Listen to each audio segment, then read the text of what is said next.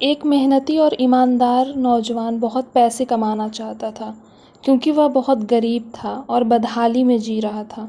उसका सपना था कि वह मेहनत करके खूब पैसे कमाए और एक दिन अपने पैसे से एक कार खरीदे। जब भी वह कोई कार देखता तो उसे अपनी कार खरीदने का मन करता। कुछ साल बाद उसकी अच्छी नौकरी लग गई, उसकी शादी भी हो गई और कुछ ही वर्षों में वह एक बेटे का पिता भी बन गया। सब कुछ ठीक चल रहा था, मगर फिर भी उसे एक दुख सताता था कि उसके पास अपनी कार नहीं थी। धीरे धीरे उसने पैसे जोड़कर एक कार खरीद ली। कार खरीदने का उसका सपना पूरा हो चुका था और इससे वह बहुत खुश था।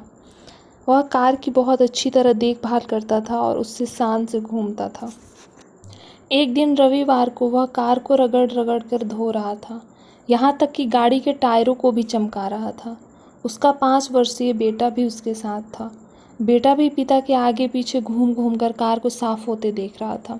कार धोते धोते अचानक उस आदमी ने देखा कि उसका बेटा कार के बोनट पर किसी चीज़ से खुरच खुरच कर कुछ लिख रहा है। यह देखते ही उसे बहुत गुस्सा आया। वह अपने बेटे को पीटने लगा।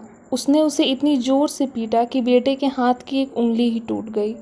दरअसल वह आदमी अपनी कार को बहुत चाहता था और वह बेटे की इस शरारत को बर्दाश्त नहीं कर सका। बाद में जब उसका गुस्सा कुछ कम हुआ तो उसने सोचा कि जाकर देखूं कि कार में कितनी खरोंच लगी है। कार के पास जाकर देखने पर उसके होश उड़ गए। वहाँ जाकर देखने पर उसे खुद पर बहुत गुस्सा आ रहा था। वह फूट फूट कर रोने लगा। कार पर उसके बेटे ने खुरच कर लिखा था, पापा आई लव यू। तो दोस्तों, यह कहानी हमें यह सिखाती है कि किसी के बारे में कोई गलत राय रखने से पहले या गलत फैसला लेने से पहले हमें यह ज़रूर सोचना चाहिए कि उस व्यक्ति ने वह काम किस नीयत से किया है।